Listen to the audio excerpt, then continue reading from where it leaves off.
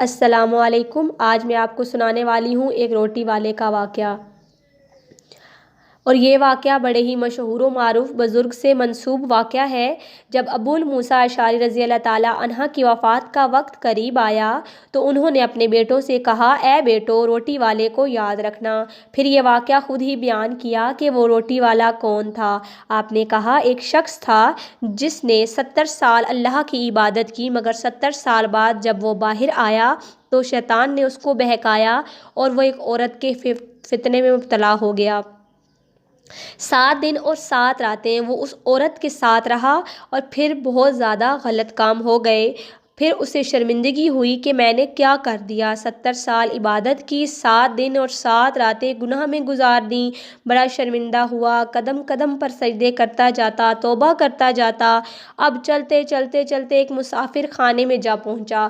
وہاں پر 12 مسکین لیٹے ہوئے تھے۔ اس نے بھی ان کے درمیان میں جگہ بنائی اور سو گیا۔ اب کیا ہوتا ہے کہ وہ رات میں ایک شخص آیا ان مسکینوں کے پاس جو ان مسکینوں کو روزانہ کھانا دیا کرتا تھا۔ وہ پوری 12 روٹیاں لایا اور 12 مسکینوں میں تقسیم کرنی شروع کر دیں۔ روٹیاں دینے کے بعد جو آخر میں ایک مسکین بچ گیا، اس نے اس شخص سے سوال کیا کہ تو نے مجھے روٹی کیوں نہیں دی؟ تو اس شخص نے واپس کہا کہ تم نے مجھے بددیانتی سمجھتے ہو، میں تمہیں کچھ نہیں دوں گا۔ اور یہ کہہ کر وہ شخص تو چلا گیا، مگر وہ مسکین بیچارہ بھوکا رہ گیا۔ اور اب وہ مسکین بیچارہ کس وجہ سے بھوکا رہا؟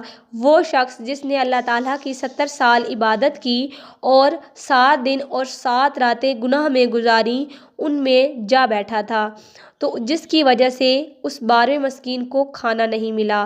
تو اس شخص نے اپنی روٹی اس مسکین کو دے دی اور خود پوری رات بھوکا رہا، اور اسی بھوک اور شدید بھوک کی وجہ سے وہ پوری رات بھوک میں تڑپتا رہا، اور اسی بھوک کے عالم میں صبح اس کا انتقال ہو گیا۔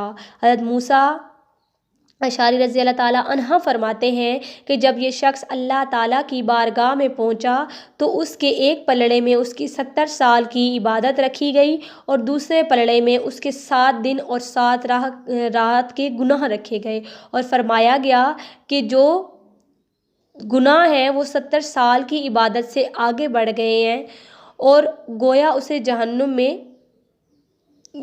بھیجا جائے۔ یہ حکم ہو سکتا تھا، مگر اس کے 7 دن کے گناہوں کے سامنے وہ روٹی رکھی گئی، اور اس روٹی کی برکت سے کہ وہ اخلاص کے ساتھ، اثار کے ساتھ کی گئی تھی، مسکین کی بھوک میں مدد کی گئی تھی، اور وہ 7 دن کے بڑے بڑے گناہ معاف کر دیے گئے اور وہ جنت میں چلا گیا۔ اور پھر آپ نے اپنے بچوں سے دوبارہ کہا، بیٹا، روٹی والے کو یاد رکھنا۔ تو ہمیں اس واقعے سے یہ سبق ملتا ہے کہ ہمیں ہمیشہ غریب مسکین کی مدد کرنی چاہیے۔